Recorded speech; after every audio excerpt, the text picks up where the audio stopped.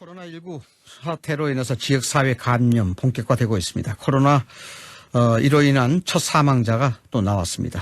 청정지역에 있던 제주, 경남에서도 확진자가 나왔습니다. 점이 가경인데요. 국민들이 매우 불안해하고 있습니다. 정치권에서는 현재 상황 어떻게 보고 있을까요? 의사 출신이시죠? 대한의사협회 회장까지 지내신 분입니다. 미래통합당 코로나19 대책 TFD 위원장을 맡고 있습니다. 신상진 의원 연결해서 이야기 나눠보겠습니다. 의원님 나와 계십니까? 예, 안녕하세요. 신상진입니다.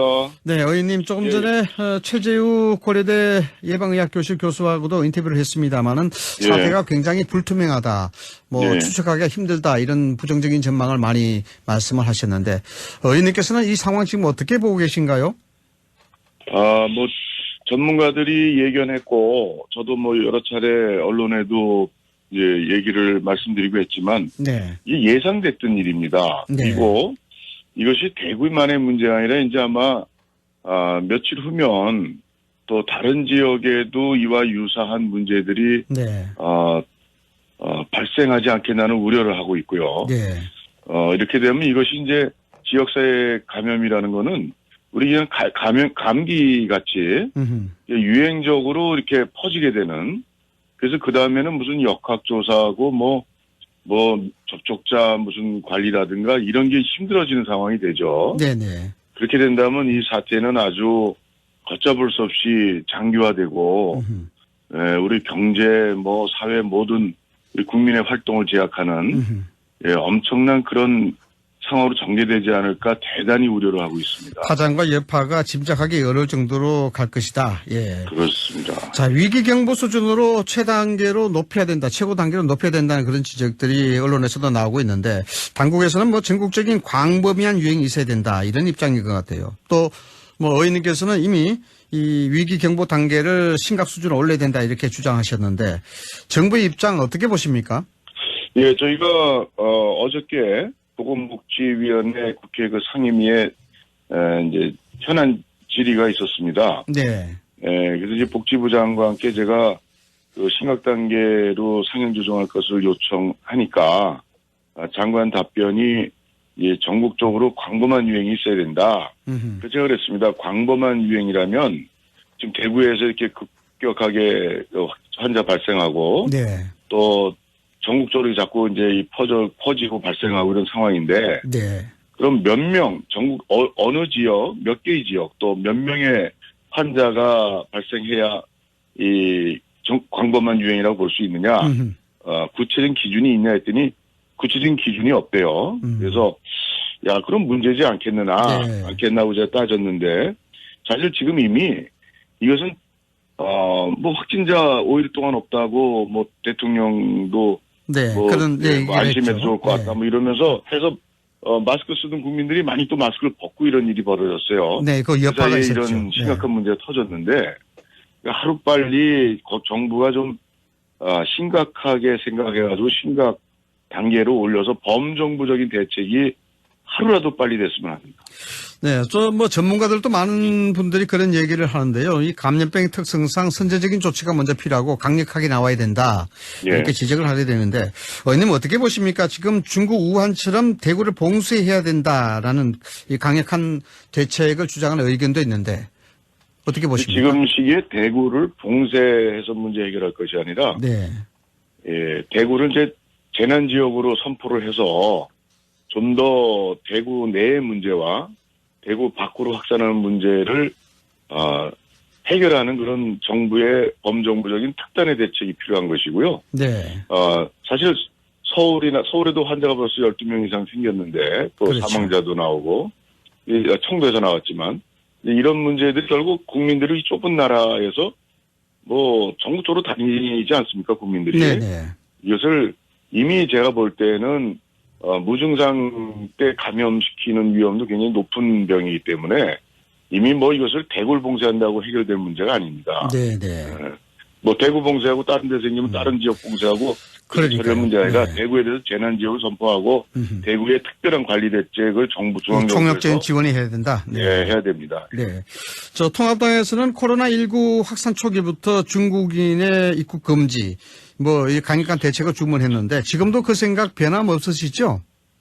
예, 물론입니다. 이게 너무 늦었습니다. 그리고 질병관리본부장도 이야기했듯이 이 감염원을 최대한 들어오는 유입을 줄이는 게 이게 방역의 기본이고 중요한데 네. 이 감염원 유입을 그대로 중국의 입국자들을 열어놓고 이것이 우리나라에 들어오면서는 하루에 3, 4만 명의 중국인들이 계속 들어왔습니다. 네네. 그리고 국내에서 발생한 환자 이렇게 접촉자 찾으러 다니고 이런 웃지 못할 상황이 됐는데 지금이라도 유학생 문제라든가 또 유학생은 유학생 들어와서 격리 조치한다고 그러지 않습니까? 네네. 그것도 강제성도 없지만 근데 일반 관광객이나 뭐 하루에도 지금도 매일 4천 명씩 들어오는 중국인들은 그냥 격리 조치 없잖아요. 그냥 네. 놔둬요. 네. 활보하고.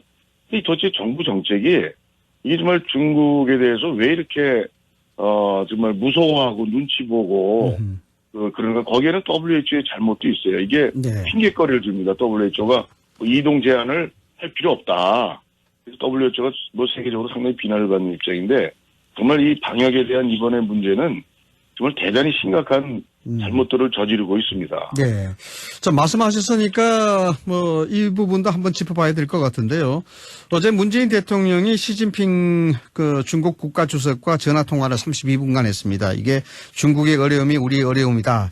이런 얘기가 오갔는데, 물론 공조협력체제 중요할 것 같은데, 지금 이 시기에 중국 시진핑 주석과의 통화, 어떻게 해석을 해야 될까요?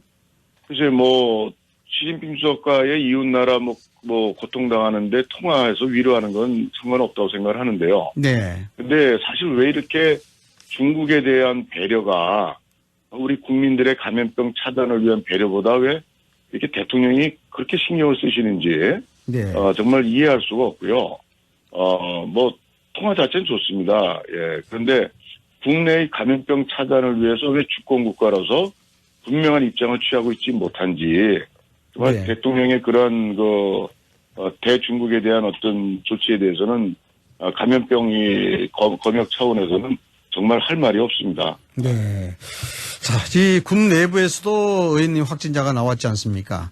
예. 이 군이라는 것은 특성이, 2번 강조해도, 10번을 강조해도 지나치지 않을 만큼 굉장히 예민한 문제인데, 이 부분에 대해서 좀 특단의 대책이 좀 필요할 것 같은데, 어떻게 보십니까? 군 내부의 확진자에 대해서. 글쎄, 이제 군에서도 군인들의 외박 외출, 면회 이런 거 금지한다고 어젯밤에 발표가 났는데요.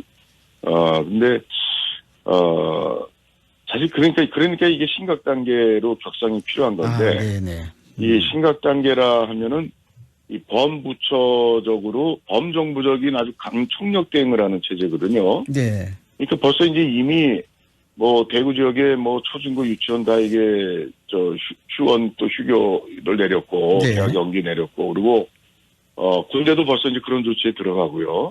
그럼 이게 이제 우리나라 지금 이 정부의 방역 대책 이런 게 하나 터지면 거기서 뒤따라가면서 대책을 내놓습니다. 네, 사후 대응을 한다는 말씀이시죠. 예, 네. 기폭 대응이고 사후 대응인데 이거 아직도 정신을 너무 못 차렸어요. 네. 좀 더 선제적으로 그러니까 이 심각 단계로 상향하는 것도 이 선제적인 대응의 하나의 방안인데 이것도 하나 아마 또 이제 서울 지역에 또 어떤 문제 생기면 또 서울 지역 유치원 또 그때 가서 또 아마 조치를 내릴 거예요. 네. 그런 일은 없어야 되겠지만 하여튼 좀 정부의 대우 각성을 촉구합니다.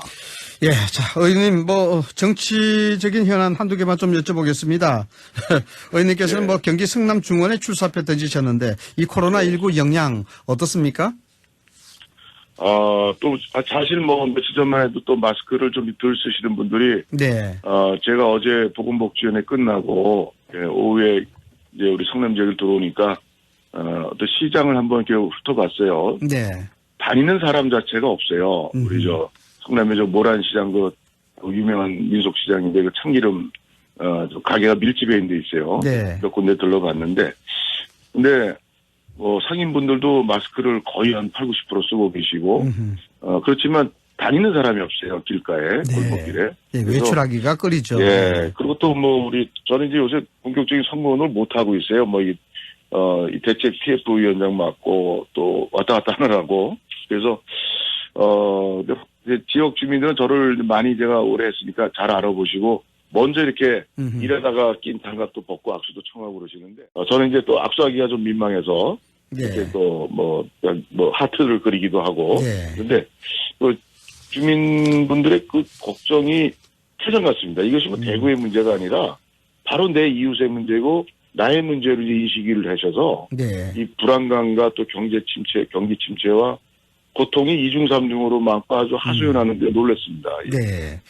자, 의원님, 여야가 국회에서 이에 대한 대책 많이 고민하고 계신 걸로 알고 있는데, 코로나19 대책 특위 설치하기로 합의했지 않습니까? 예. 앞으로 정치권이 굉장히 역할이 클 텐데, 어떤 역할을 해 나가야 된다고 보시는지요? 가장 시급한 문제 해결 방향, 어떻게 보십니까? 우선 첫째로 정부의 대응에 대해서 점검하고 이 국민의 불안을 덜어드린 차원에서 정부가 올바르게 대응하도록 촉구하는 게 중요하고요. 두 번째는 어저께 이제 검역법이나 감염병 예방법 이런 것들이 이제 저희 상임위로 통과했습니다. 그것은 그래서 이제 조속히 해결을 하면 되겠고. 근데 지금 문제는 이제 이것이 대구 사태에서 보듯이 지자체 역할이 굉장히 중요합니다. 네. 지역사회 감염에 대해서는. 그래서 지자체를 담당하는 행안부라든가 또 교육부, 국방부, 문화체육관광부 모든 부처가 복지부뿐 아니라 이것이 심각 단계로 해서 손발을 맞춰서 일하려면 이 특위 설치가 아주 필요한데 늦어나마 잘 됐고요. 네네. 그래서 저희 특위 활동을 통해서 국회가 미비한 입법 사항이 있으면 또 입법 활동을 해야 되고요. 네. 현장 점검과 또 각 부처의 활동 점검을 통해서 제대로 된 대응을 하도록 또 저희가 만들어가야 되겠고요. 네. 그리고 또 하나는 이제 대구 등 지금 이제 문제가 크게 생긴 데 대해서 재난지역 선포를 정부에 요구할 필요도 있고요.